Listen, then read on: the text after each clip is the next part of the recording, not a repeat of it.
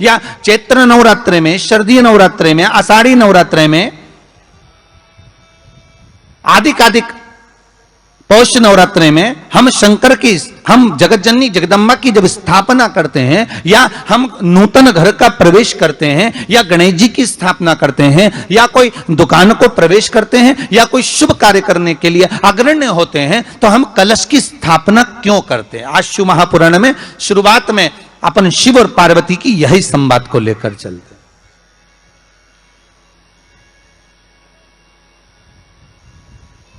आखिर कलश में ऐसा क्या है? कलश के अंदर आखिर ऐसा क्या विराजमान है कि 33 कोटि देवता उस कलश के अंदर आकर बैठ जाते हैं? महाराज,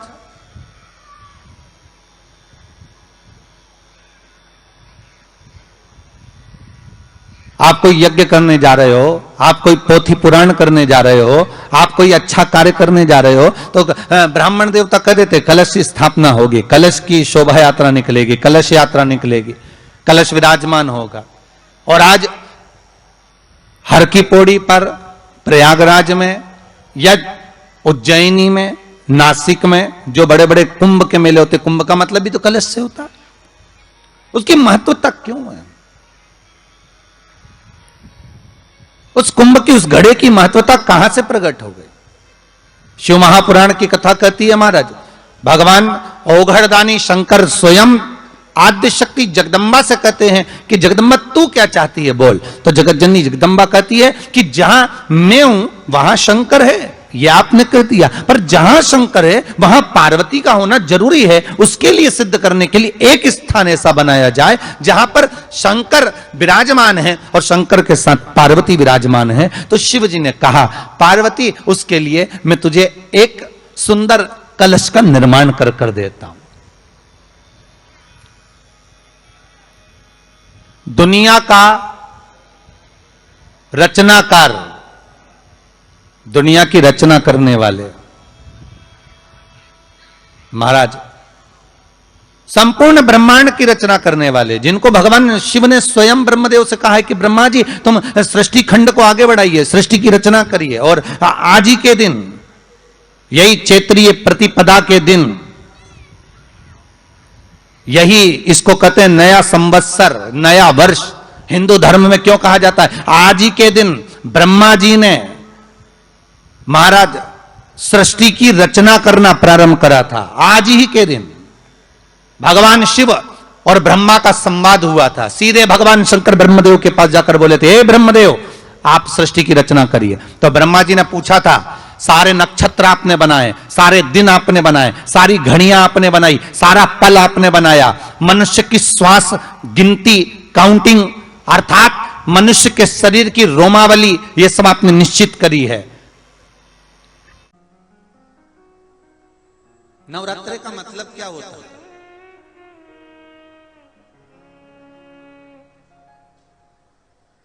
केवल 9 दिन तक देवी की आराधना कर लो, नंगे पैर ले लो, थोड़ा सा साबूदाना का फरियाल कर लो, मोरधन, चिप्स, पापड़ ये खा लो, या किसी देवी जी के मंदिर में जाकर नंगे पैर झंडा उठा के, ध्वजा उठा के, चुंदड़ी पकड़ के माता जी के मंदिर तक चले जाओ। क्या केवल नवरात्रि का मतलब यही है? या फिर कहीं गरबा हो रहा हो तो गरबे में चले जाओ? क्या नवरात्रि का मतलब केवल यही है? या घर में जोत लगा लो, नवरात्रि का मतलब यही है? घर में जवारे बो दो, नवरात्रि का मतलब क्या यही है? घट स्थापना कर दो, क्या नवरात्रि का मतलब केवल यही है? अगर नवरात्रि का मतलब जानना है तो आपके मन में एक विचार आना चाहिए कि ये नवरात्रि केवल घट स्थापना के लिए नहीं होती है, ये नवरात्रि हमारे भीतर एक नारी के सम्मान के लिए प्रकट होती है कि नारी का सम्मान कैसे होना चाहिए।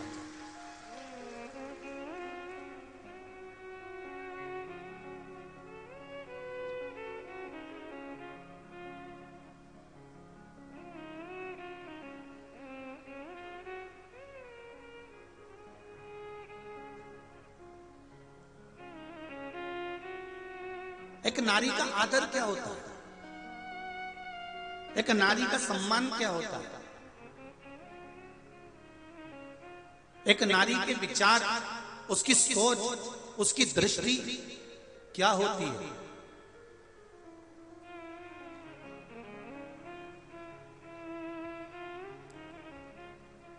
पिता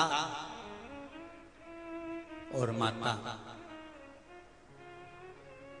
युग के निर्माता हैं ये चार, उसमें माता, पिता, गुरु और राजा। जो क्षेत्र का राजा होता है, नगर का राजा होता है, वो भी युग का निर्माता होता है कि वो अपने राज्य को धारण कर कर किस तरह से व्यवहार कर रहा है। माता अपने बच्चे को क्या सिखा रही है, क्या सिखा रही है?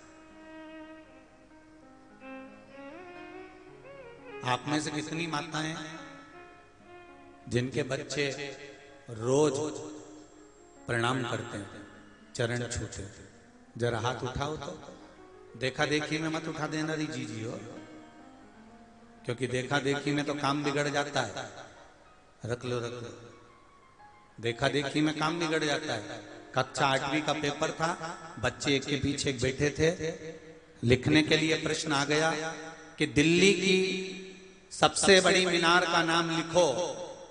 आगे वाले ने लिख दिया दिल्ली में कुतुब मीनार है। उसके पीछे जो बैठा था उसने आगे वाले की कॉपी में से नकल कर कर लिख दिया दिल्ली में कुतिया बीमार है।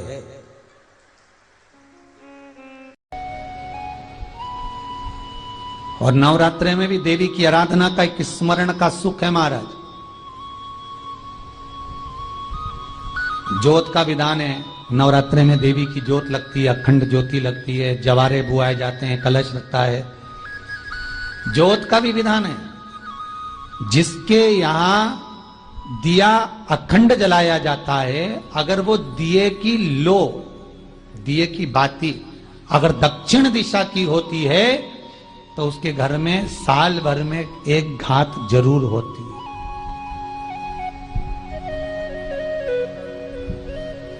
जो दिया अखंड जलता है उसकी बाती का मुख दक्षिण का नहीं होना चाहिए। अगर आपने देवी भागवत का स्मरण कराओ, देवी भागवत को अगर सुना हो, तो देवी भागवत में स्पष्ट किया गया कि पूर्व की ओर मुख करा हुआ दिया, अर्थात पूर्व की ओर ज्योत जो जलाई जाती है वो संपदा की वृद्धि करती है। पश्चिम की ओर मुख कर कर जो ज्योत लगाई जाती है महाराज, वो वैभव को देती है। और उत्तर की ओर जो मुख कर कर ज्योत जलाई जाती है, उत्तर की ओर जो ज्योत का मुख रहता है, वो आयु की वृद्धि करती है, घर में अकाल मौत को रोकती है।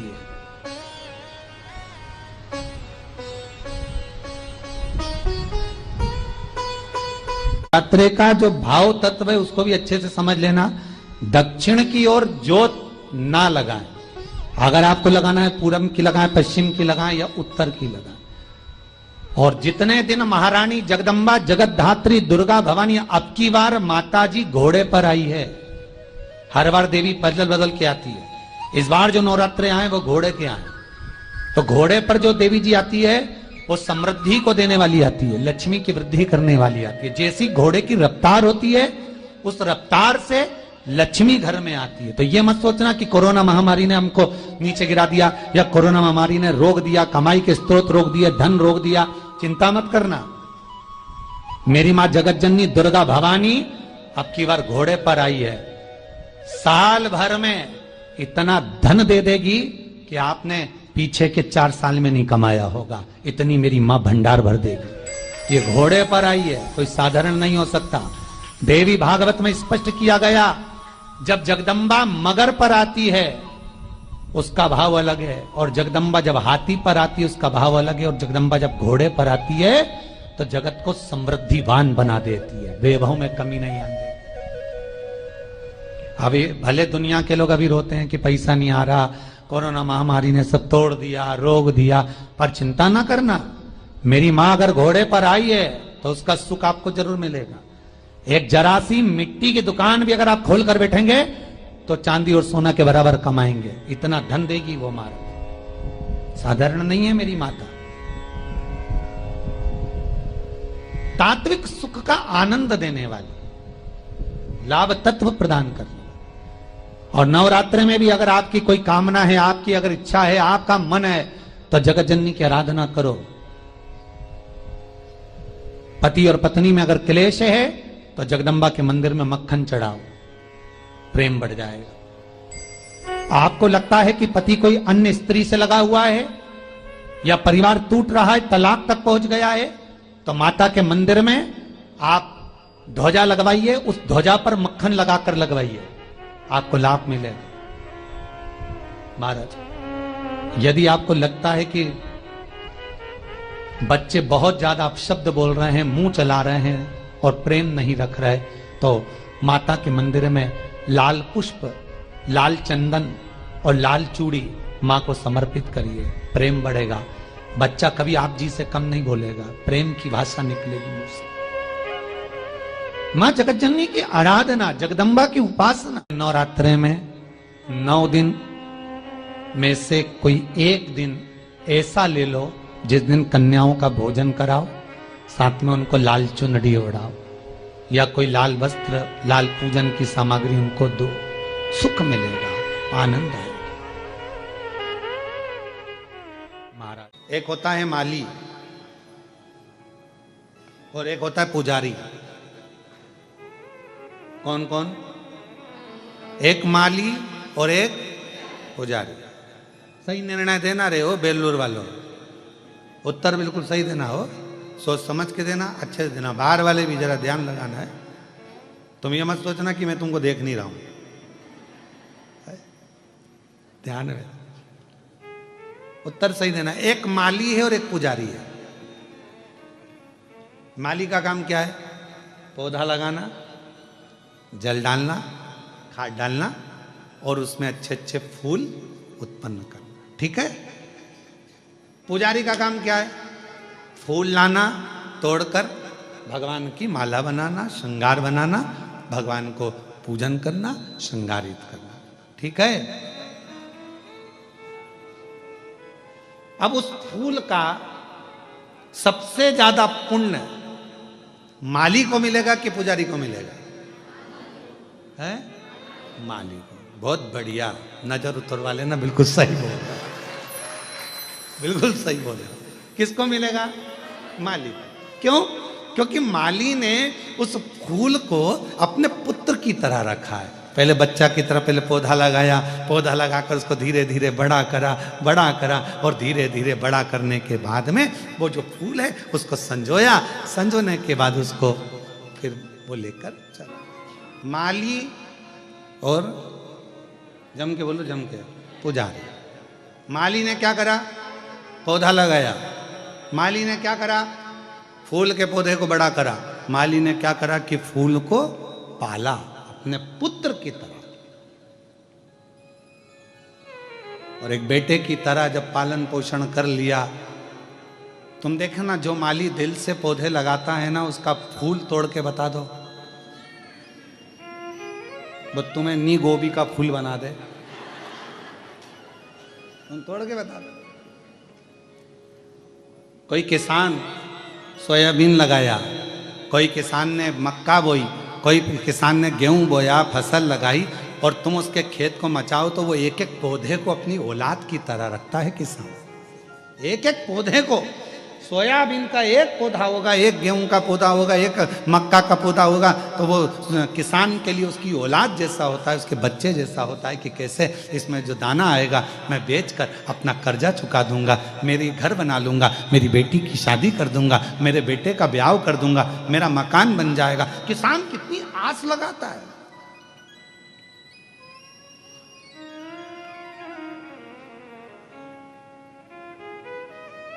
एक किसान कितना सोचता है कि वो जरा सा सोयाबीन आएगा ना, मैं इतना इतना कम, तो उसने आस जोड़ कर रखी, उसने विश्वास जोड़ कर रखा, विश्वास रखा।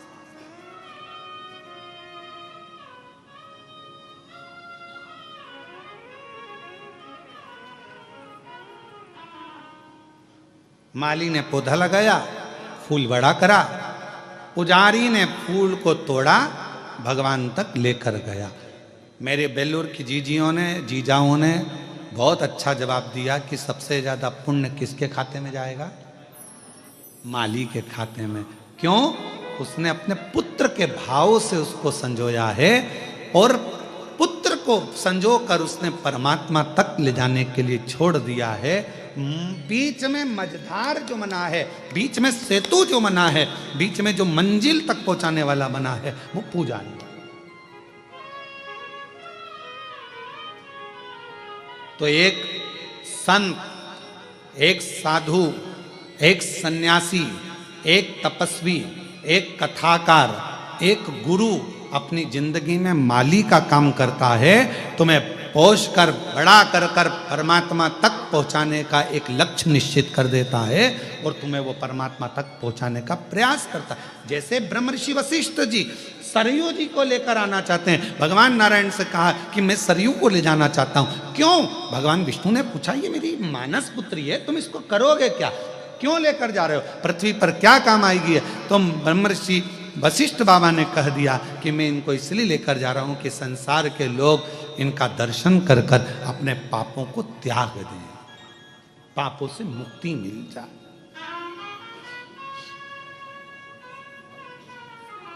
और कोई जाए जो काशी में मेरा पेगा ले जाना, कोई जाए जो काशी में मेरा पेगा ले जाना, ये कहना डमरू वाले से तुम्हारी याद आती है, ये कहना काशी वाले से तुम्हारी याद आती है।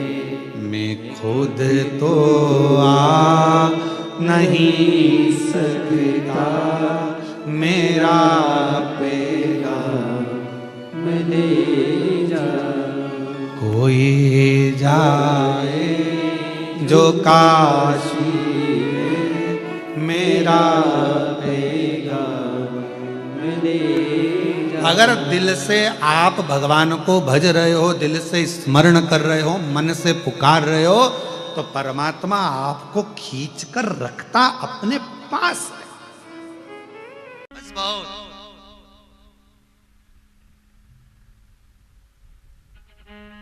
आज रामनारायण जी भक्ति करते, भजन करते, स्मरण करते, लगाते, सत्कर्म में खूब दान धर्म में लगाते। उनके साथ में एक लाला दयाल जी थे जो साथ में गए थे, पर वो उनकी प्रतिष्ठा देख देख कर, भले उनके पास धन था, पर प्रतिष्ठा देख देख कर ईर्ष्या करने लगे। कई गुंडे बदमाश भेज दिए, कुछ लोगों को भेज दिया, डाकुओं को भेज दिया, बर्बाद कर दिया, उसको मरवाने की प्रतिष्ठा करी, सब प्रयास किया, पर जिसके ऊपर विश्वनाथ का हाथ हो उसका बाल बांका का नहीं। एक दिन लाला दयाल को गुस्सा आया। काशी गंगा का स्नान कर कर रामनारायण जी आ रहे थे, इसने जूता उठा के 2-3 जूते मार दिए। लाला रामनारायण कुछ नहीं बोले, तेरा कर्म है, तूने करा, ठीक है चलेगा। पर लाला रामनारायण को दुख हो गया, मन में ये बात अड़ गई कि आखिर मैंने इसका कभी बुरा नहीं करा, कभी गलत सोचा नहीं, फिर आखिर इसने मेरे लिए इतना गलत क्यों सोच लिया। आज लाला रामनारायण से रहा नहीं गया, उसने विश्वनाथ जी से विनती करी, भोलेनाथ मैंने कौन सा पाप करा जो मेरा आज मित्र मेरे को मुझे कष्ट दे रहा है, इसके मन में इतना पाप कैसे आ गया, कपट कैसे आ गया। भोलेनाथ कुछ करुणा करो, मेरे मित्र को अच्छा कर दो, इसकी दृष्टि, इसके विचार, इसके भाव शुद्ध कर दिए। भगवान विश्वनाथ प्रकट हुए, कहा तुम्हारे साथ भले रहता है, यह वैश्य कुल में भले जन्म ले लिया। शंकर जी बोले लाला रामनारायण ये पूर्व समय में एक राक्षस था, राक्षस होकर गलत कर्म करता था, तो भी एक बार कहीं शिव महापुराण के सत्संग में पढ़कर थोड़ा सा अच्छा बनकर ब्राह्मण कुल में जन्म ले लिया इसने। और ब्राह्मण कुल में जन्म लिया तो भी कपट करता, बेईमानी करता, छल करता, प्रपंच करता, कभी अच्छा काम नहीं करा इसने, कभी अच्छा काम नहीं। एक बार भगवान शंकर के मंदिर में भूल से बारिश का पानी गिर रहा था, उसको कलश में झेल कर इसने शंकर को मंदिर में चढ़ा दिया और मंदिर को धो दिया। धोने के कारण थोड़ा सत्कर्म करा, इसलिए उसको यहाँ वैश्य का जन्म मिल गया। तुम्हारे साथ आया, इसका पुण्य था थोड़ा सा, तो यहाँ पर ये वैश्य बनकर काशी में निवास कर रहा। पूर्व का कर्म बहुत, रामचरितमानस में लिखा है, ऊंच निवास नीच कर तूती, देख न सकई पराई विभूति। महाराज कोई कोई ऊंचे ऊंचे स्थान पर बैठ जाते हैं, गाड़ी बंगला जमीन जायदाद सारा सुख व्यक्ति के पास हो जाता है, तो भी उसे सामने वाले का सुख नजर नहीं आता, उसको अच्छा नहीं लगता। ये सुखी कैसे, इसने ऐसा कैसे कर दिया, इसने ऐसा कैसा विचार कर लिया। उसमें भी लोग गलतियां छांटने का प्रयास करते हैं।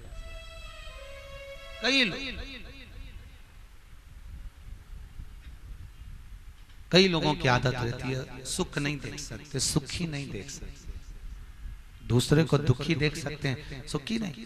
शंकर भगवान ने पूछा, इसकी प्रवृत्ति राक्षस की थी, और राक्षस की प्रवृत्ति पाकर ये ब्राह्मण कुल में जन्म लेकर वैश्य कुल में आ तो गया, पर प्रवृत्ति नहीं सुधरी। प्रवृत्ति सुधारना कठिन है महाराज। आप कितने भी अच्छे कुल में पहुंच जाओ, अच्छी जगह पर पहुंच जाओ, पर आपकी प्रवृत्ति जो पूर्व समय की होगी उसका भाव आपको आ ही जाएगा। क्या चाहते हो लाला रामनारायण? रामनारायण जी बोले, प्रभु इसके मन का भाव बदल दीजिए, इसके मन का विचार बदल दीजिए, सत्कर्म करे, काशी में रहेगा। भगवान विश्वनाथ ने कहा तथास्तु। लाला रामनारायण का स्वभाव बदलता गया, उस लाला दयाल का स्वभाव धीरे धीरे दोनों में स्नेह बढ़ गया। शिव महापुराण की कथा कहती है, एक बात हमेशा याद रखो, सामने वाला व्यक्ति कितना भी आपके लिए गलत सोचता, कितना भी गलत सोचता, पर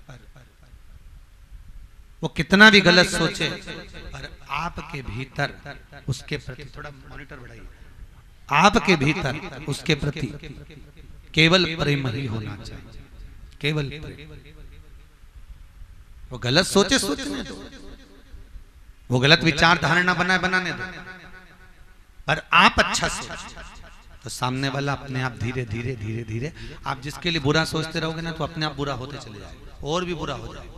बुराइयां निकालो, बुराइयां निकलती चली जाएगी। अच्छा कुछ अच्छा दीजिए।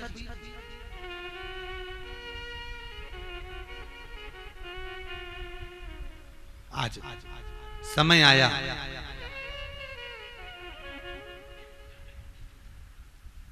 भगवान देव ऋषि नारद ब्रह्मदेव से कथा सुन रहे हैं,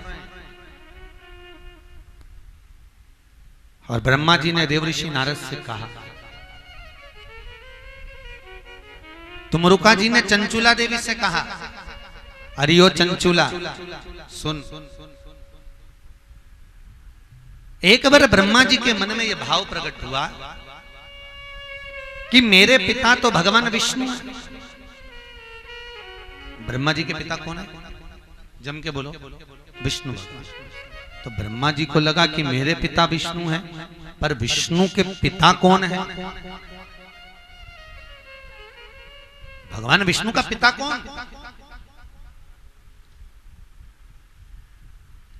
तो ब्रह्मा जी भगवान विष्णु के पास में गए, बोलो हर हर महा, और भगवान विष्णु के पास में जाकर विनय करी ब्रह्मदेव ने, महाराज आप मेरे पिता हो तो मेरा दादाजी कौन है? मेरे आपके पिता। तो भगवान विष्णु बोले कि हो जाता है कभी कभी ऐसा भान उत्पन्न हो जाता है कि हम ये विचार में पड़ जाते हैं कि हमारा जन्मदाता कौन।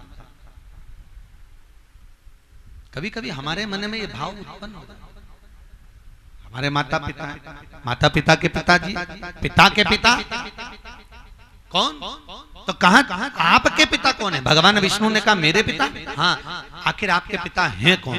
तो भगवान उसी समय नारायण बोले मेरा एक ही पिता, और जो पृथ्वी पर देव अधिदेव बनकर पूजा जाता है वो महादेव मेरे पिता। महादेव ब्रह्मा के पिता विष्णु और विष्णु के पिता जम के बोलिए महादेव, वो महादेव मेरे पिता। अब ब्रह्मा जी के मन में बात उत्पन्न हो गई कि आप कह रहे हो कि आपके पिता महादेव हैं, तो ये महादेव जो मनुष्य आकृति में है, शंकर जी का एक स्वरूप आप देखना, मंदिर के बाहर जाओगे तो इधर शंकर जी खड़े हुए दिखेंगे आपको, दिखे एक मनुष्य की आकृति का स्वरूप है, और इधर दर्शन करोगे तो भगवान शंकर का शिवलिंग आकृति स्वरूप है। तो महादेव का जो मनुष्य आकृति स्वरूप है वो तो मैंने देखा है, तो क्या यही? तो भगवान विष्णु बोले हाँ मैं इनको एक बार जानना चाहता हूं। ब्रह्मा जी बोले मैं इनको एक बार परखना चाहता हूं। ठीक है, क्या चाहते हो? मैं आपके पिताजी को एक बार स्वयं प्रकट कर कर देखना चाहता हूं। देख ले। अब भगवान विष्णु और ब्रह्मा ने एक बड़े से पर्वत को, बहुत विशाल पर्वत को दोनों ने घुमाना प्रारंभ करा। अब जैसे ही पर्वत को घुमाना प्रारंभ करा, पर्वत जब घूमने लगा, प्रथम आकृति में जब पर्वत घूमा तो दिख रहा था, दूसरी आकृति में घूमा तो दिख रहा था। पर्वत को ऐसा घुमाया, ऐसा घुमाया, पर्वत घूमते घूमते एक अग्नि स्तंभ की तरह हो गया, और अग्नि स्तंभ एक लिंगायत आकृति की तरह प्रकट हो गया। उसी समय भगवान शंकर का मूल स्वरूप शिवलिंग प्रकट हो गया। बोल काशी विश्वनाथ भगवान की। शिवलिंग प्रकट, भगवान शंकर प्रकट। अब कुम्हार के यहाँ गए हो कभी, जहां मटका बनता है? आप देखना कुम्हार के यहाँ वो ऐसा चक्रा जो होता है ना गोल, उसको डंडे से घुमाया जाता है। आजकल तो मशीन से घुमाता है, और उसको घुमाते घुमाते उस पर जो मट्टी रखी होती है, जब बहुत तेज वो घूमता है, बहुत तेज, तो वो मट्टी जो है एक शिवलिंग की आकृति में नजर आती, भले वो आड़ी टेढ़ी रखी पर दिखती वो गोल। अब भगवान शंकर का जो स्वरूप प्रकट हुआ, लिंगायत स्वरूप, भगवान शंकर का शिवलिंग स्वरूप प्रकट हो गया। ब्रह्मा और विष्णु ने भगवान शंकर के उस शिवलिंग को प्रकट किया।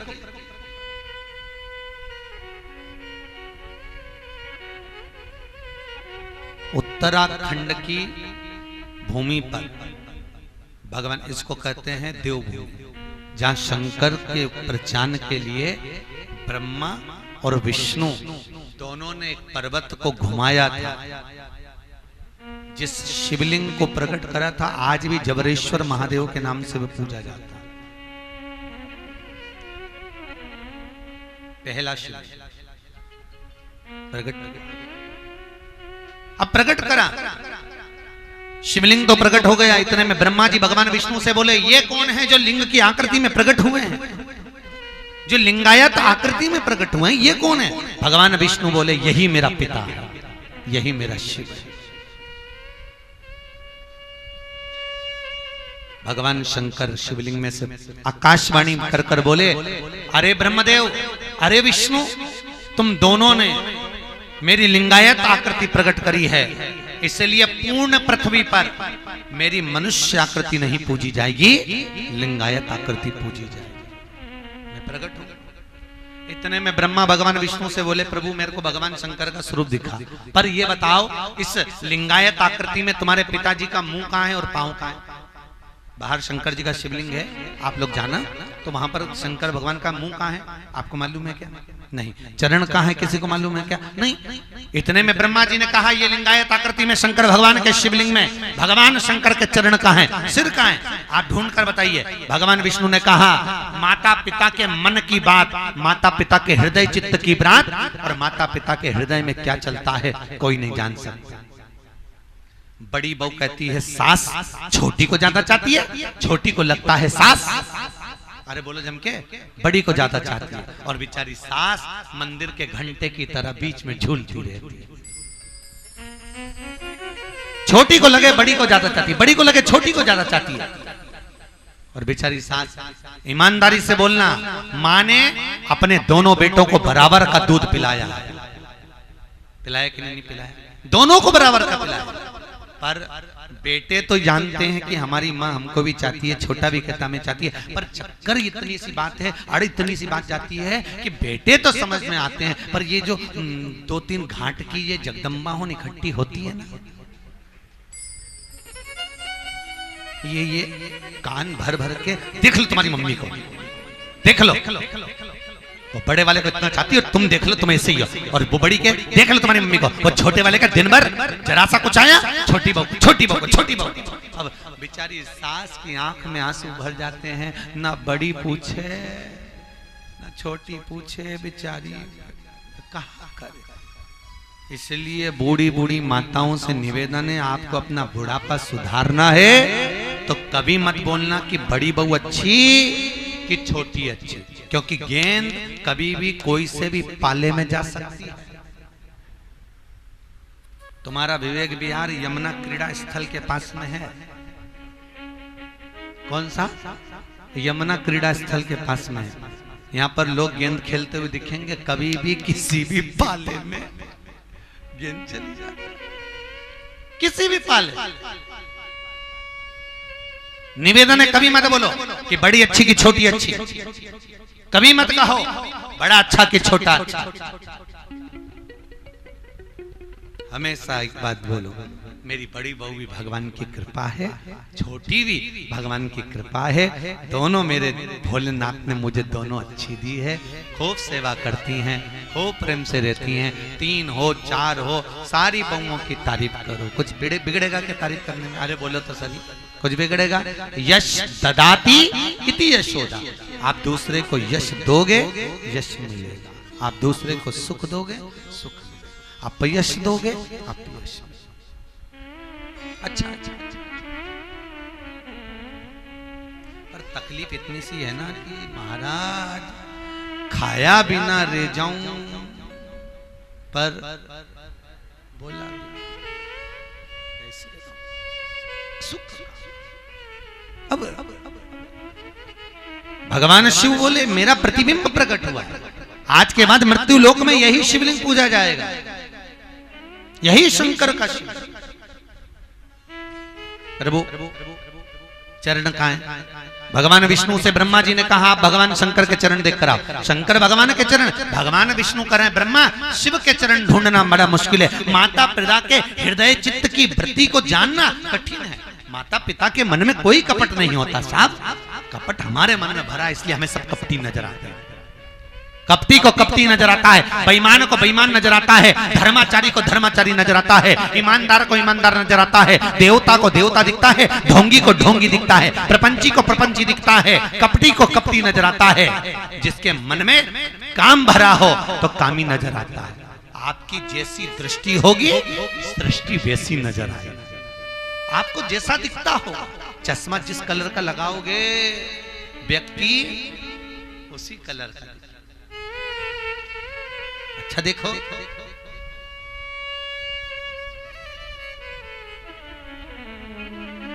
शास्त्र कहता है बुरा जो देखन में चला बुरा न मिलया कोई। फिर बुरा कौन था? पड़ोसन। कौन? अपन।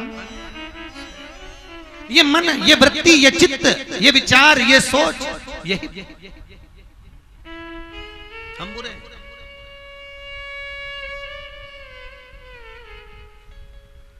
हमारी वृत्ति, हमारी सोच, हमारा विचार, हमारी दृष्टि कुछ अच्छा देखिए, कुछ अच्छा देखने का प्रयास करो।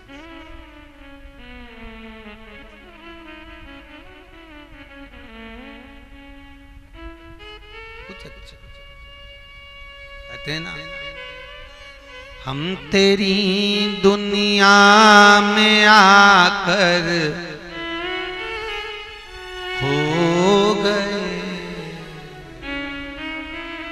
कर ना पाए हरि भजन और सो गए। आए थे किसी लेना था नाम, हम तेरी दुनिया में आकर खो गए, कर ना पाए हरि भजन और यहाँ करे कि काम करा, कथा में भी बैठे बैठे कुर्सी पे पड़ोसन ने जगाया, सो रही है तो फिर ऐसा ऐसा क्यों कर रही है? भगवान भाग रिया तो बुला रही।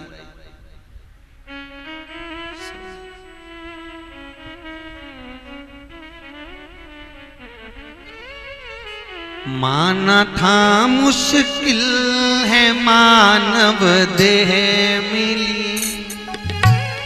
बड़ी मुश्किल से मिली है मानव की देह पाकर भी हम तेरी दुनिया में आकर खो गए, हम तेरी दुनिया में आकर खो गए, ले ना पाए नाम भजन और कर ना पाए हरि भजन और सो गए। हम तेरी दुनिया में आकर खो गए, हम तेरी दुनिया में आकर खो गए, कर ना पाए हरि भजन और सो गए, कर ना पाए हरि भजन और सो गए, कर ना पाए हरि भजन और सो गए, कर ना पाए हरि भजन और सो। मनुष्य की देह बड़ी मुश्किल से भगवान विष्णु से ब्रह्मा जी करें आप चरण ढूंढो, मैं भगवान शंकर का सिर ढूंढता हूं, पिता का मस्तक और चरण। भगवान विष्णु कहने लगे नहीं मिलेंगे, मुझे मालूम है शिवलिंग में भगवान शंकर के चरण ढूंढना कठिन है और मस्तक ढूंढना कठिन। अब ढूंढो तो भगवान विष्णु नीचे गए पाताल में, शंकर ब्रह्मा जी आकाश ऊपर जाते गए भगवान नीचे जाते गए, थोड़ी दूर जाने पर भगवान विष्णु वापस आ गए। उनको मालूम था मिलने वाला कुछ नहीं, फालतू की बात।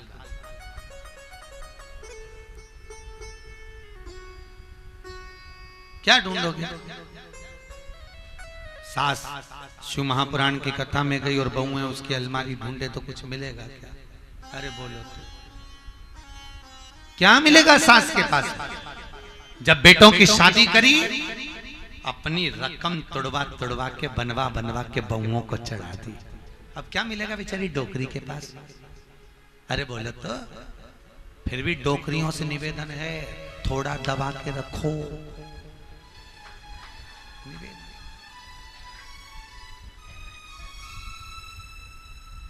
बुढ़ापे में और नींद तुम्हारे पास में तो शिव पुराण की कथा कह रही है यहां से जाओ शंकर जी की कथा से तो कितनी बड़ी लोहे की पेटी खरीद लो, कितनी बड़ी, इतनी बड़ी खरीद के एक अच्छा ताला ले जाओ, यहाँ से जाती जाती पहाड़ से एक दो पत्थर उठा के ले जाओ, पुरानी साड़ी में लपेट के वो पत्थर पेटी में धर दो, बहुएं नी हो तब।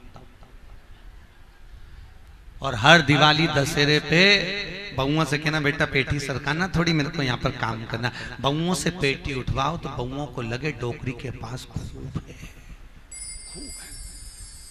और बहुओं के सामने जीते जी पेटी मत खोलना, मालूम नहीं पड़ना चाहिए। तो बहुओं को लगता रहेगा डोकरी के पास है तो गरम चाय, टाइम पे भोजन सब मिलता रहेगा। और मरती मर जाना पर पेटी मत खोलना। और आखिरी में जब हॉस्पिटल में पड़ी हो या घर में पड़ी हो और मरने का समय आ जाए, प्राण छूटे, तब बड़ी बहू को बुला करके ना बेटा ये चाबी संभाल ले, और चाबी दे के अपन तो चले गए। और बहुएं इतनी होशियार, नंदे आएंगी तो पेटी नहीं खोलेंगी, पेटी को छुपा के रख देंगी, और 10वां 12वां 13वां सब अच्छा हो जाएगा, और अच्छे से हुआ, अपन तो चली गई। और जैसे ही नंदे जाएंगी, बहुएं सब मिलके एक साथ जब पेटी खोलेंगी और उनमें से भाटा निकलेगा तो करम फोड़े, अपन तो गए, अपने कहीं करना। फिर वही बात आ गई, आग लगे बस्ती में, अपन रो, देख ले थोड़ा सा होना,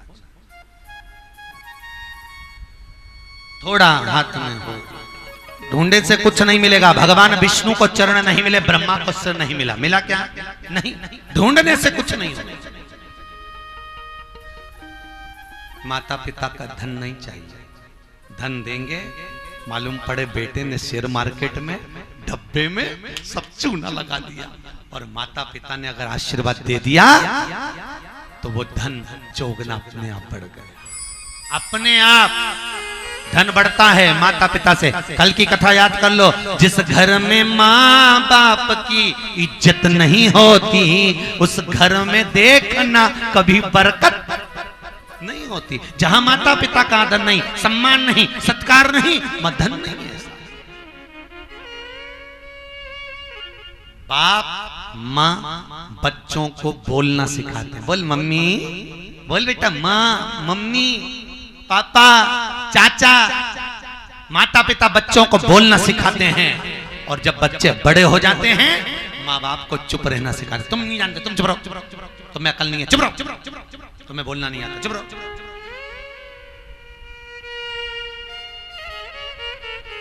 चुप रहिए। इसलिए तो शंकर भगवान के मंदिर में तुम शंकर जी को देखना, आंख बंद करके, मुख बंद करके बैठे हो, चुप। क्या बोलो इनके, क्या बोलो?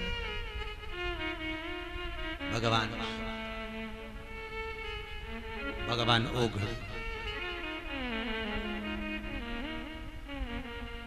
कैसे निभाए? अच्छा एक बात बताओ, सही बोलना ईमानदारी से। तुम्हारे यहाँ तो एक बेटे की एक बहू, ठीक है? सही है कि गलत है? तुम्हारा एक बेटा तो बहू कितनी है? एक। इनका परिवार देखो शंकर जी का, तो इनके तो एक बेटे की 5 बहू। गणेश जी महाराज की पत्नी कितनी थी? 5। कितनी थी? 5। रिद्धि सिद्धि तुष्टि पुष्टि श्री, 5 को निभा रहे बेटे। अमोद प्रमोद आदिक आदिक, जिनके गणेश जी के स्वयं पुत्र जो उत्पन्न हुए, कितना बड़ा परिवार शंकर जी का। महाराज कोई सहज है क्या? शंकर जी के बच्चे कितने थे? 13। कितने बच्चे? 13 बच्चे शंकर भगवान के थे। 6 लड़की 7 लड़के। कितना बड़ा परिवार। महाराज कार्तिकेय 6 थे। कितने थे कार्तिक? आगे कथा में आप सुनेंगे। भगवान कार्तिकेय का अवतार 6 रूप में धन में थे, और गणेश जी 1, तो कितने हो गए? 7। और भगवान शंकर की 6 लड़की, 5 लड़की जया, विशरा, शामली बारी, 2 तली, देव। शंकर भगवान की 5 लड़की तो वही, और 1 लड़की जो काशी में उत्पन्न हुई थी, अशोक सुंदरी। 6। कितना बड़ा परिवार है। पर उस परिवार में शंकर भगवान के शांति का अनुभव, क्योंकि शिव मौन, शिव शंकर। ब्रह्मा जी ऊपर गए, भगवान विष्णु नीचे गए, और जब ब्रह्मा और विष्णु दोनों गए, भगवान नारायण वापिस आ गए, क्योंकि इनको मिलना मुश्किल था चरण। ब्रह्मा जी जाते जाते ब्रह्मदेव को लगा मैं नीचे जाऊंगा, भगवान के सामने मेरी हंसी उड़ जाएगी कि मेरे को तो भगवान का सिर नहीं मिला। शिव जी का मस्तक क्या करा जाए? तब ब्रह्मा जी ने सामने केतकी के पुष्प को देखा और केतकी के फूल को देखकर ब्रह्मा जी ने केतकी के फूल से कहा, रे केतकी, ए पुष्प, तू मेरे साथ में नीचे चल। भगवान विष्णु के सामने जाकर कह देना कि ब्रह्मा जी को सिर मिल गया भगवान शंकर का। केतकी का फूल बोला, मैं काहे को झूठ बोलूं? व्यक्ति झूठ तब बोलता है जब उसका कोई भला हो, तो मैं झूठ क्यों बोलूं? भगवान ब्रह्मदेव ने कहा, केतकी के पुष्प, मैं तुझे हमेशा सुगंधित बनाकर रखूंगा, तुझे हमेशा सुगंधवान बनाकर रखूंगा। 33 कौटी देवताओं पर तू चढ़ेगा, तो मेरे साथ चल। केतकी का फूल बोला, अगर मैं नीचे जाऊंगा और भगवान विष्णु ने मेरी बात नहीं मानी तो कोई प्रूफ तो चाहिए ना। अब देखो, सत्य को प्रमाण की जरूरत नहीं होती, पर असत्य को प्रमाण चाहिए। असत्य को प्रमाण चाहिए, सत्य को प्रमाण नहीं चाहिए, पर असत्य को प्रमाण की जरूरत पड़ती है। तुम चलो हमारे साथ, चलिए। अब केतकी का फूल बोला, मेरी बात नहीं मानी तो सामने से गाय निकल कर जा रही थी। ब्रह्मा जी ने गौ माता को रोका, ए गौ माता रुको, तुम मेरे साथ में नीचे चलो और नीचे चलकर भगवान विष्णु के सामने कह देना कि ब्रह्मा जी को भगवान शंकर के शिवलिंग का सिर मिल गया। गाय बोली, मैं काय को झूठ बोलूं? ब्रह्मा जी ने कहा, घर में सबसे पहली रोटी बनेगी, तुमको मिलेगी। गाय ने कहा, ठीक है चलो। एक रोटी के चक्कर में गाय झूठ बोल रही है, और एक रोटी के चक्कर में अपन सब भी झूठ बोल देते। एक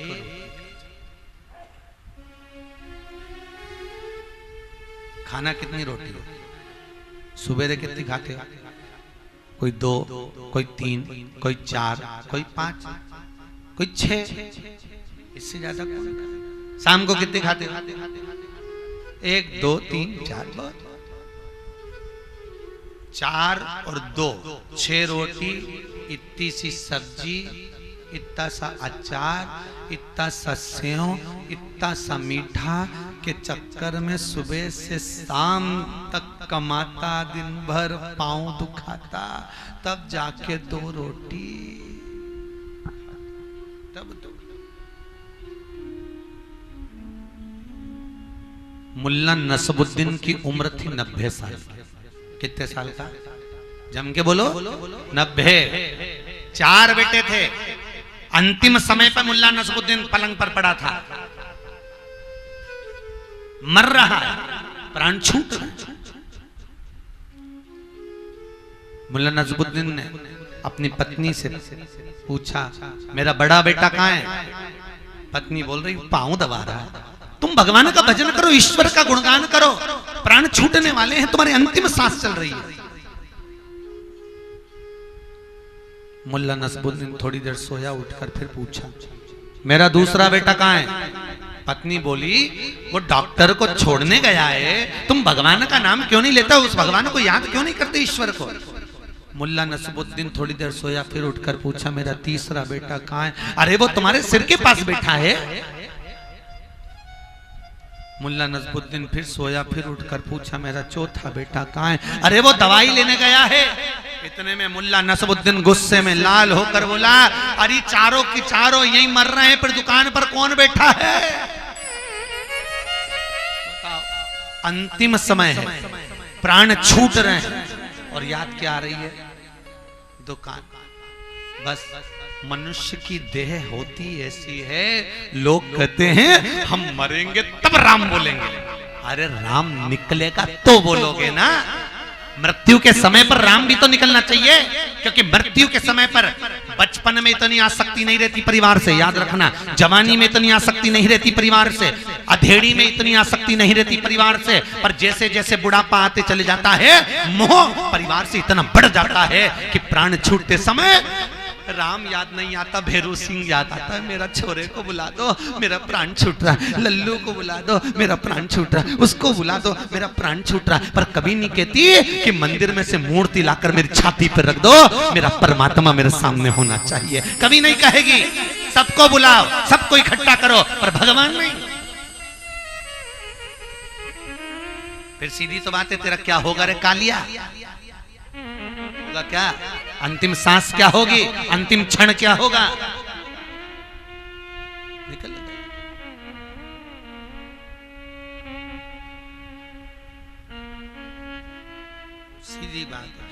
तूने जो कमाया है वो दूसरा ही खाएगा। कौन खाएगा? तुम तो नहीं खा पाए।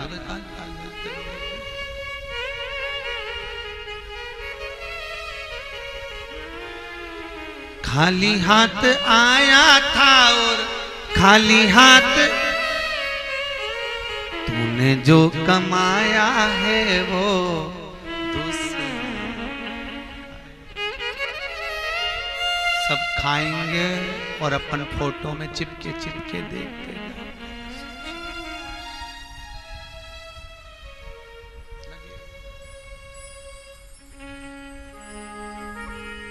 अभी भी कुछ भी नहीं बिगड़ा। कुछ बिगड़ा है क्या? अभी भी कुछ नहीं।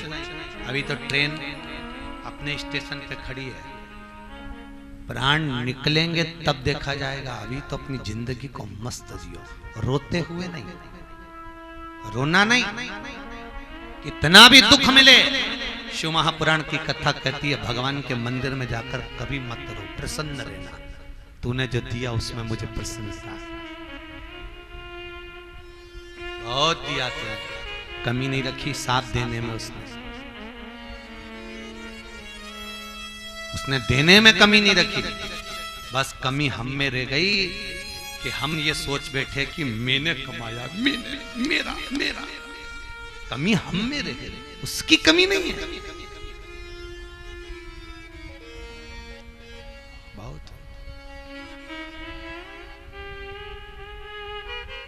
मंदिर में लिखा हुआ था आप कैमरे की निगाह में हो। लिखा है कि नहीं लिखा? बोलो। बाहर लिखा है आप कैमरे की निगाह में हो। क्यों लिखा? जिससे आप कोई गलत काम ना करें। तो यहाँ तो अब लिखा कि आप कैमरे की निगाह में हो। वो परमात्मा कहता है जिस दिन तू माँ के गर्भ में आया था उस दिन से लेकर मरेगा तब तक कैमरे की निगाह में रहेगा। मेरी निगाह तुझ पर बनी हुई है। कितना कपट, कितना छल, कितनी बेईमानी, कितना प्रपंच, कितना क्या कर रहा है, सब मुझे मालूम। तुम कितना भी छुपा लो, छुपने से क्या होगा? उसके सामने सब कुछ है। कितना झूठ बोले, कितना प्रपंच। ब्रह्मा जी लेकर गए, नीचे पहुंचे, भगवान विष्णु से कहा नारायण आपको भगवान के चरण मिले? नहीं। नारायण ने साफ कर दिया मुझे चरण नहीं मिले। एक बार सत्य बोल दो। एक बार सत्य बोला, बात खत्म। फिर असत्य बोलने की जरूरत क्या? असत्य को प्रमाण देना पड़ेगा। सत्य को प्रमाण नहीं चाहिए। एक माता जी से हमने पूछा क्यों तुम्हारी बहू कथा में नहीं आ रही? अरे गुरुजी वो बच्चों की एग्जाम चल रही है ना इसलिए। अच्छा, उन्हीं के घर पे हम शाम को पहुंच गए। हमने बहू से पूछा बेटा तुम कथा में नहीं आ रही? कहने लगे गुरुजी मम्मी जाती है तो हमको बोल के नहीं जाती कि तुम चलो कथा में। वो कहती घर में रहना, बच्चे आएंगे उनको देख लो। हमने कहा तुम्हारी सास तो कह रही थी कि बच्चों की एग्जाम चल रही। क्या गुरुजी वो तो कब की होगी। सत्य को प्रमाण नहीं चाहिए, असत्य को प्रमाण चाहिए। झूठ को प्रमाण देना पड़ेगा। और कथा किसकी चल रही है? शिव की। शंकर को सबसे ज्यादा प्रिय क्या है? ना बेलपत्र प्रिय है, ना जल प्रिय है, ना धतूरा, ना भांग, ना लड्डू, ना पेड़ा। शंकर को अगर कुछ प्रिय है तो सत्य प्रिय है। पहले के समय में अदालत नहीं होती थी साहब। पहले के समय में पंचायतें नहीं होती थी। पहले के समय में अगर निर्णय लिया जाता था तो गांव के 4 लोग ले जाके शंकर के मंदिर में खड़ा करते थे। उठा गंगा जली और कह दे तूने ये नहीं करा। क्यों? क्योंकि गंगा जली उठाई तो शंकर को उठा लिया। शंकर को उठाया तो याद रखना शिव के मंदिर में, शिव की कथा में, शंकर के धाम में, शंकर के होटले पर अगर झूठ बोला तो मरते समय गंगा जल नहीं मिलता, तुलसी का दल नहीं मिलता और व्यक्ति तड़प तड़प के मरता है। सारे मंदिरों में झूठ बोलोगे चल जाएगा पर शिव मंदिर का नहीं। शंकर के दरवाजे में झूठ नहीं, सत्य बोलिए। मरने के बाद लोग क्या बोलते हैं जब किसी को लेके जाते हैं?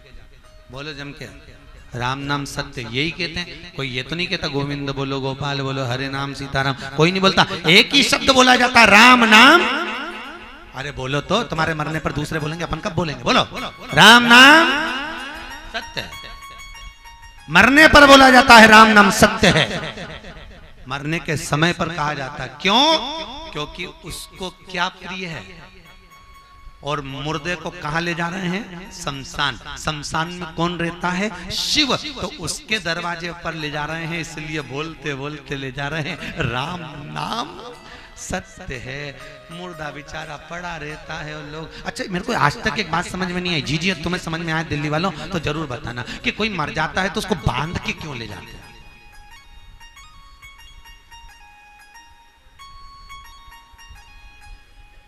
जब सबको मालूम है मर गया तो बांधने की जरूरत क्या?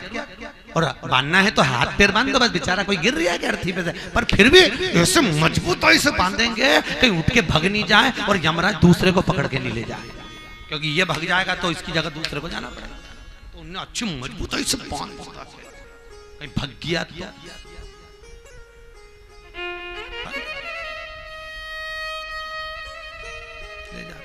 बोलो राम नाम। बहुत अच्छा शब्द है। तुम किसी के दिवाली मिलने जाओ, होली मिलने जाओ, हैप्पी दिवाली मत कहना, एक बार जाते से कहना काका जी राम नाम सत्य। काका कुर्सी से नीचे और काका धड़ से नीचे जाते बस कुर्सी तो धड़।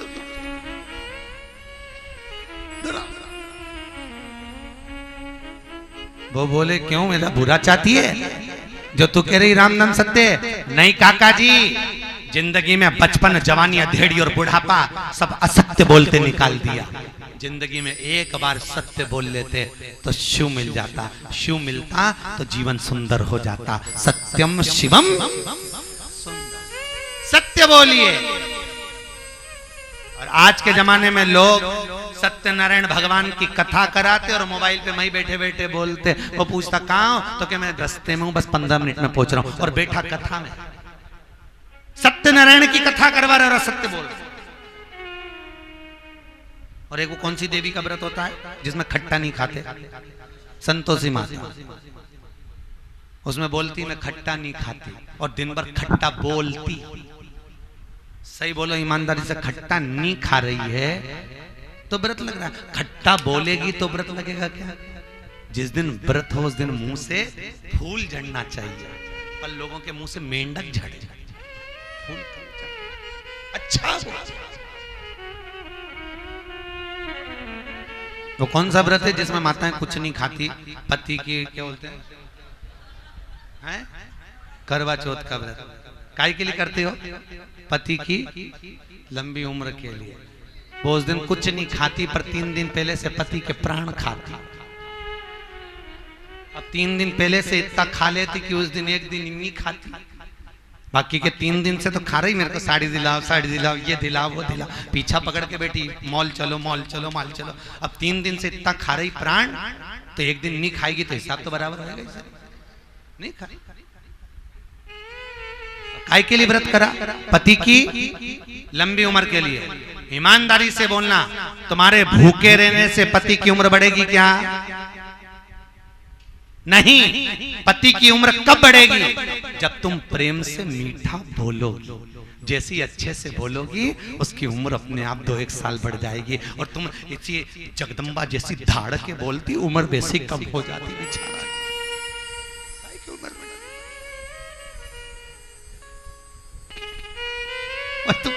गर्ज ना करो। अब जैसे तुम चिल्ला के बोलो, बेचारा बोले हाँ जगदम्बा, जा रहे हो तुम से ये लिया ना।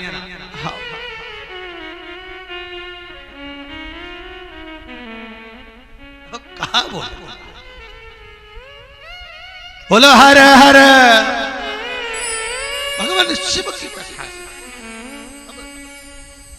ब्रह्मा जी लेकर आए, भगवान विष्णु ने सत्य कह दिया, मैंने नहीं देखा, मुझे भगवान का चरण नहीं मिला। नहीं, आपको मिला? ब्रह्मा जी बोले मुझे भगवान का सिर मिला, मस्तक मिला। हाँ, नहीं मानो तो पूछ लो केतकी के पुष्प से। ये केतकी के पुष्प से पूछा जाए, मुझे शीश मिला। केतकी के फूल से भगवान विष्णु ने पूछा, बोल केतकी, क्या ब्रह्मा जी को भगवान शंकर का सिर मिला? केतकी ने कह दिया हाँ, ब्रह्मा जी को भगवान शंकर का सिर मिला। आकाशवाणी शिवलिंग में से हो गई, अरे केतकी के पुष्प, तो शंकर के सामने झूठ बोल रहा है भगवान विष्णु की साक्षी में। भगवान शंकर कहते हैं केतकी के पुष्प, तूने मेरे सामने झूठ बोला, मैं तुझे श्राप देता हूं कि सारे देवताओं पर तू चढ़ेगा पर शंकर पर कभी नहीं चढ़े। अगर केतकी का फूल शिव पर चढ़ता है तो 1000 गौ हत्या के बराबर दोष लगेगा महाराज। इसलिए सारे फूल सारी पत्तियां शंकर को चढ़ जाती है पर केतकी का फूल नहीं चढ़ता। केतकी का पुष्प। इतने में भगवान ब्रह्मा जी बोले अगर विश्वास नहीं है तो गौ माता से पूछो। बोल गौ माता, क्या ब्रह्मा जी को भगवान शंकर का सिर मिला? बोल। गौ माता ने कहा, गाय कह रही हाँ भगवान को सिर मिला। ब्रह्मा जी को भगवान शंकर का मस्तक मिला। मस्तक मिला? गौ माता जैसे ही बोली इतने में तुरंत भगवान विष्णु के सामने भगवान शंकर के शिवलिंग में से आवाज निकल गई, गौ माता तू जगत की मां होकर तू झूठ बोल रही है? तू जगत की मां है गौ माता, तूने झूठ बोला है। गौ माता मैं तुझे श्राप देता हूं, तेरा पूरा शरीर पूजा जाएगा पर तेरा मुख अपूज्य रहे। गाय का मुख अपूज्य। हिंदू धर्म में सारे दान आगे से होते हैं, वस्त्र दान, कन्या दान, मुद्रा दान, स्वर्ण दान, आभूषण दान, सब आगे से।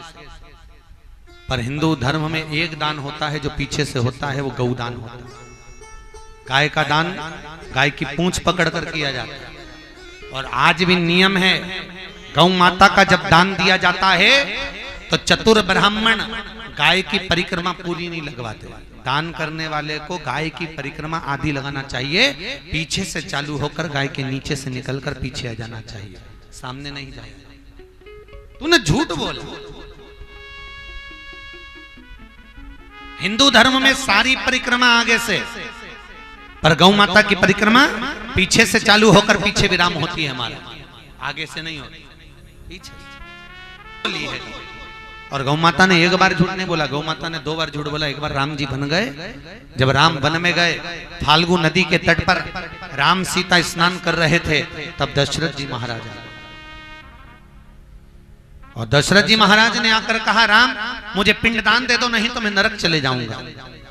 राम जी ने कहा, पिताजी मेरे पास में कुछ पिंड बनाने के लिए अन्न नहीं है, एक काम करिए आप कल आइए। दशरथ जी कहकर चले गए। ठीक है, दशरथ जी जैसे ही गए, दूसरे दिन राम जी भिक्षा के लिए गए, सीता जी स्नान करने गई, दशरथ जी फिर आ गए, बहू मुझे पिंड दे दो, नहीं तो मैं नरक चले जाऊंगा। सीता जी ने कहा, मैं तो आपके घर की बहू हूं, मैं कैसे पिंड दे सकती हूं? आप के पुत्र कुछ अन्न लेने गए हैं, मेरे पास अन्न भी नहीं है, बाद में लेकर जाना। दशरथ जी ने कहा, तब तक तो मैं नरक चले जाऊंगा, मुझे पिंडदान दो।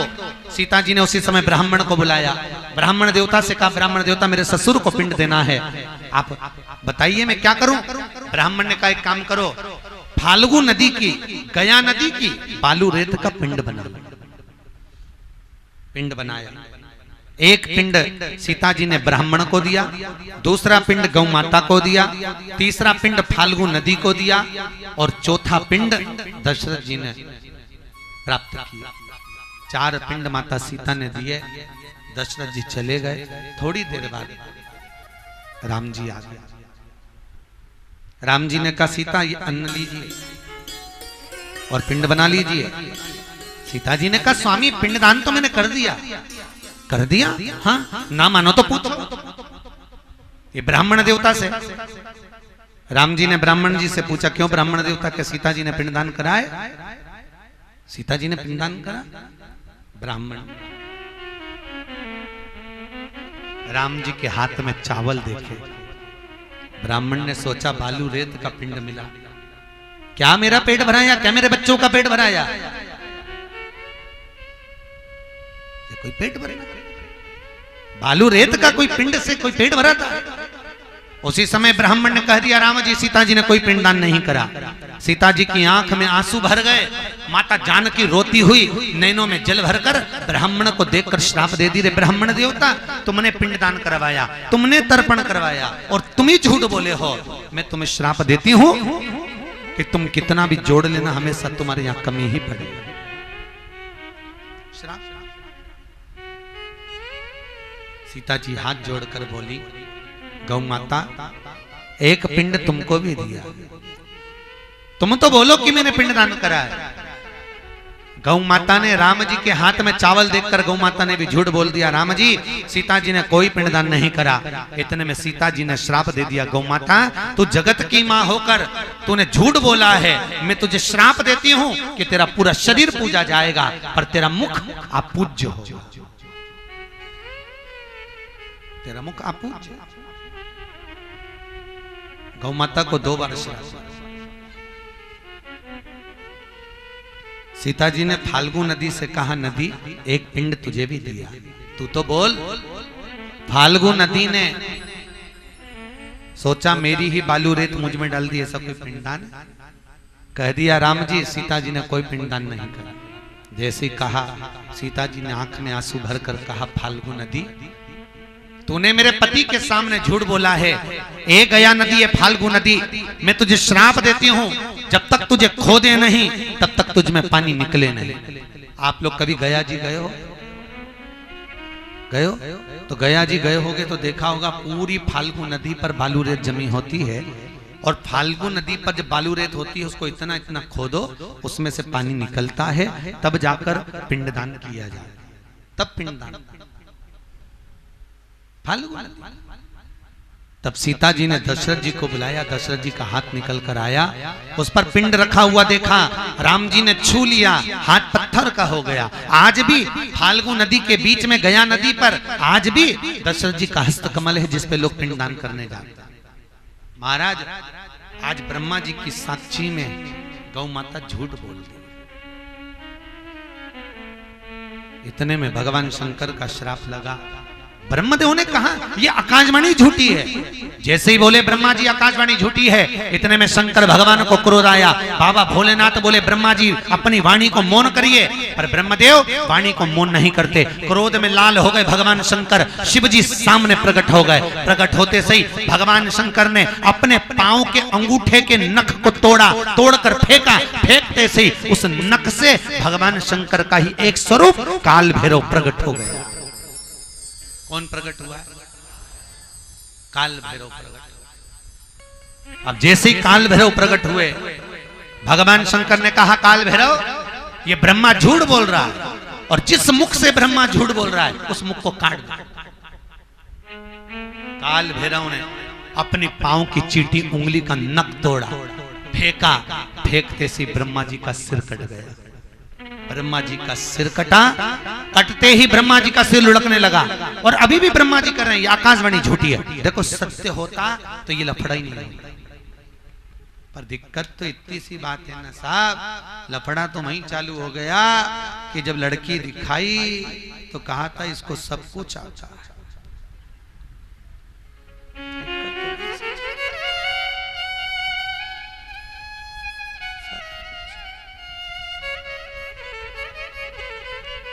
अब सब कुछ आता है तो एक माँ ने, सास ने बहू से पूछा बेटा तेरे को कुछ बनाना आता है?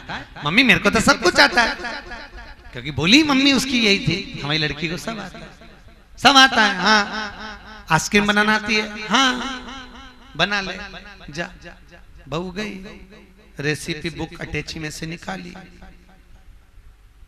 2 किलो दूध को धीमी आंच में हिलाओ, बेकिंग पाउडर डालो, टॉफी पाउडर डालो, शक्कर डालो, इलायची पाउडर डालो, सब मिला मिलो के 1 घंटा फ्रिज में उसने रख दिया। 2-2.5 घंटे बाद सास फ्रिज में पानी पीने गई। जैसे ही सास पानी पीने गई, पानी पीने के लिए जैसे अंदर पहुंची, फ्रिज खोला। फ्रिज खोलते से सास ने बहू को आवाज लगाया, बहू बेटा, बहू। बहू दौड़ के आई, हाँ मम्मी। ये फ्रिज में मंदिर का घंटा किसने रखा? मम्मी मैंने। क्यों? किताब में लिखा था 1 घंटा फ्रिज में रखो।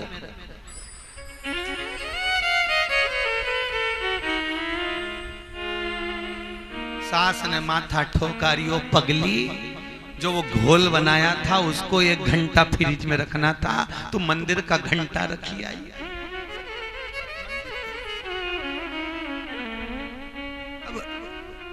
बस यही असत्य यहीं से चालू हो जाता है।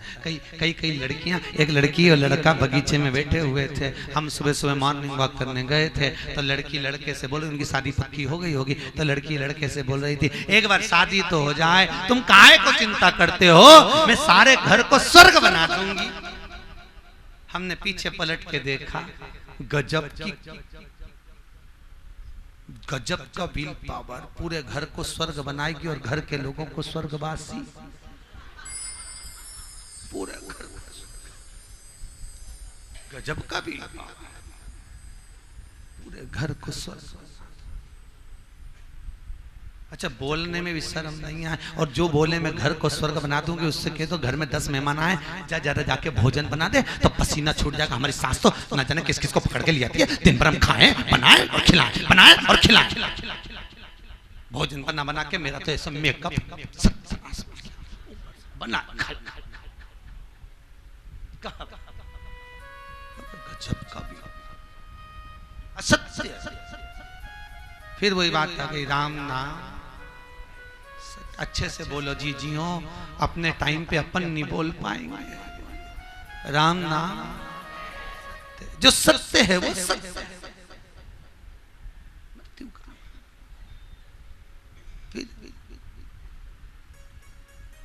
महाराज, ना राम नाम लीनो तूने भरी जवानी में, तो डूब के मर जा रे चुल्लू भर, पूरा जीवन जहां गवा दिया, वहां सुख का अनुभव किया।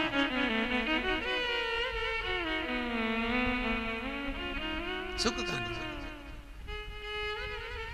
फिर वही शिव शंकर भोले भाले, मां गोरा के घर वाले, तुमको लाखों प्रणाम, तुमको लाखों प्रणाम, तुमको लाखों प्रणाम, तुमको लाखों प्रणाम। शिव शंकर भोले भाले, शिव शंकर भोले भाले, माँ गोरा के घर वाले, माँ गोरा के घर वाले, तुमको लाखों प्रणाम, तुमको लाखों प्रणाम, तुमको लाखों प्रणाम, तुमको लाखों प्रणाम।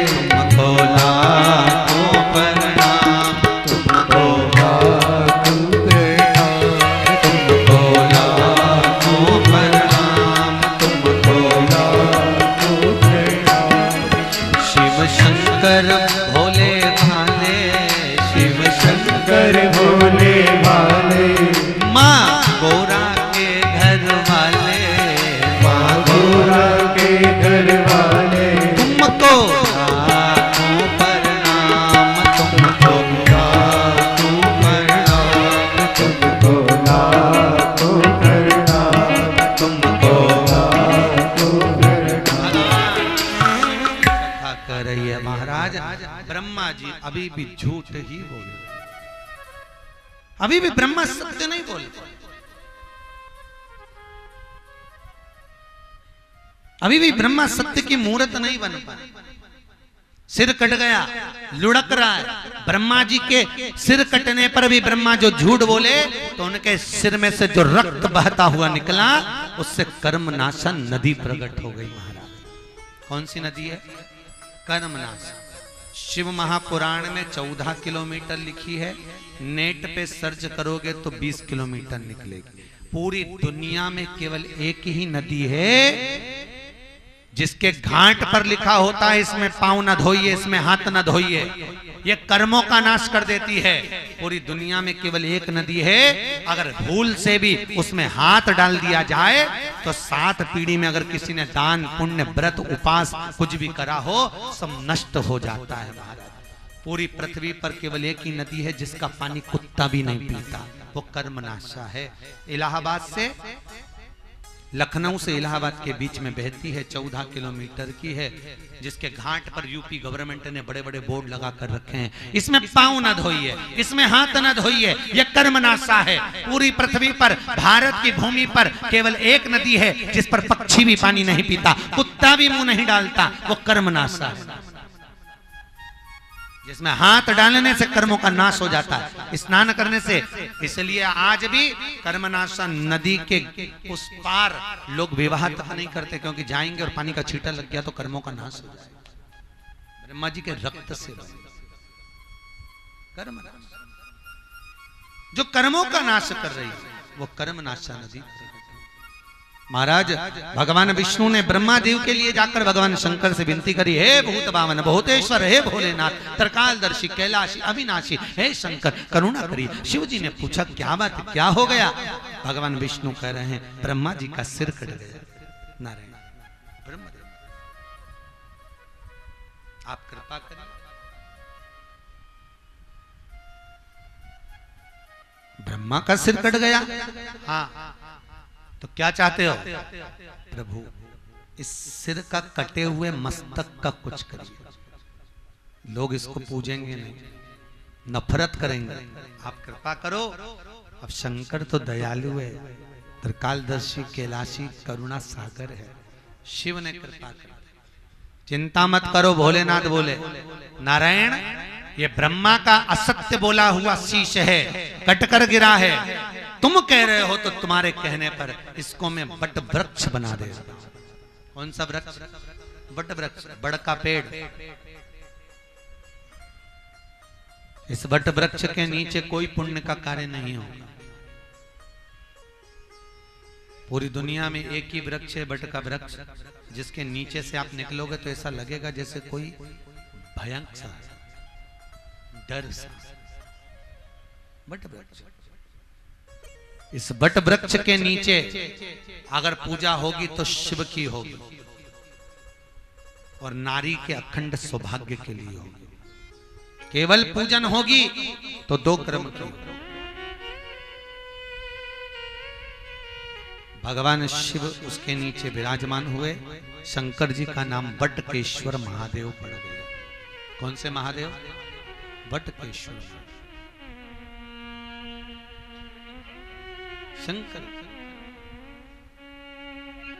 महाराज।